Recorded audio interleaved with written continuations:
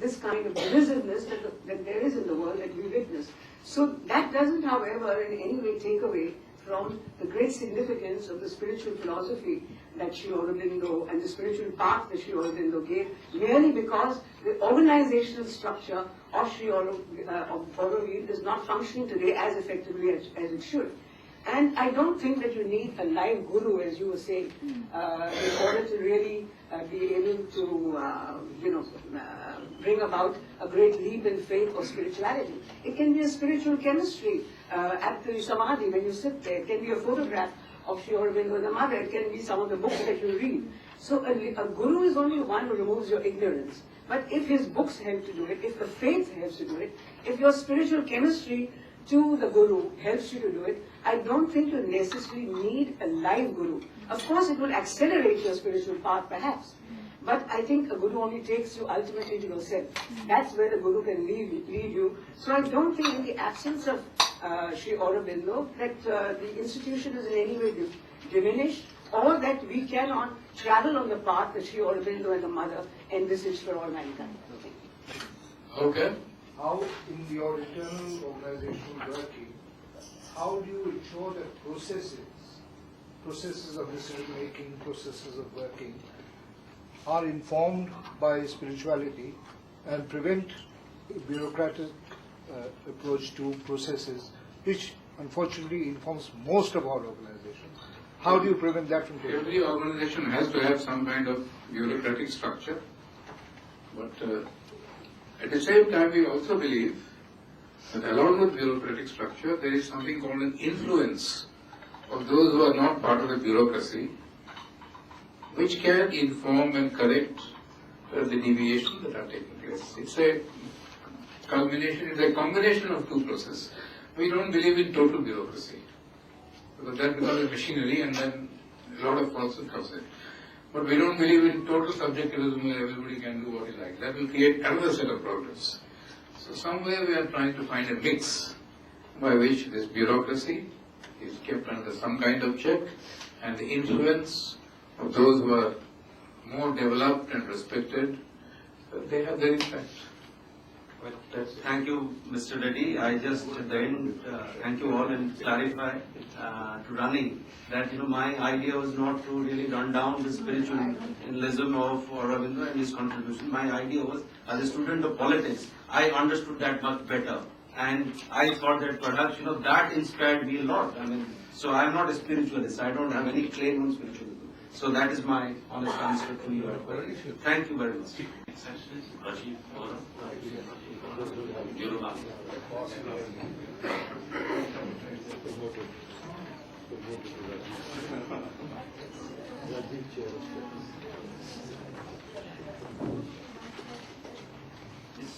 Vishwanath. Vishwanath. Out there in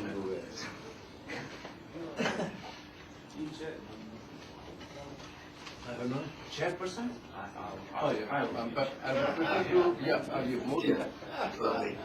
So, friends, I would also like to talk about what Rajbeet does, because that is basically concerned with things that we are all concerned with, and so many issues which have been raised here, not at all be addressed, but we address some of the basic issues like the issue of violence, which reflects in many forms, right? I would very briefly, I would be rather, say, very cryptic in saying what Swarajpeet does, and then I will go on to my subject. Swarajpeet basically is devoted to, is only devoted to Mahatma Gandhi's ideas, because what Mahatma Gandhi did, I think, has set an example for all of us. So, but we have taken to him this Swaraj as the guiding text. Not the text, I would say, but yes. Because not the due attention has been paid to Hindu Swaraj the way it should have been paid, mainly post-independence era. And we think that today in our nation, there is no leadership which inspires people, where we can overcome all our smaller identities, retaining those smaller identities, but can realize those smaller identities into some larger identity.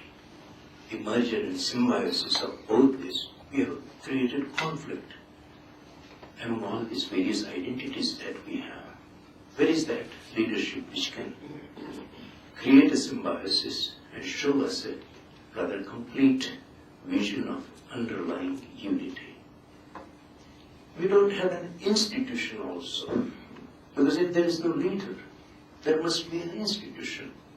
And all healthy societies have such institutions which inspire people for higher actions. And higher action is always an action which Kunti also mentioned, where my ego is not involved, my self-interest is not involved, my desires are not involved. Detached action, unattached action, निष्काम कर्म, राष्ट्रीय कर्म, हम उसको कहते हैं राष्ट्रीय सेवा, दूसरे की सेवा, मेरी अपनी नहीं, मेरी जाति की नहीं, लेकिन मेरे समग्र मानवता जहां मैं देखता हूं वहां उसकी सेवा. Wherever I see humanity being trampled upon. So we don't have such institutions also. We have lost that inspirational force today.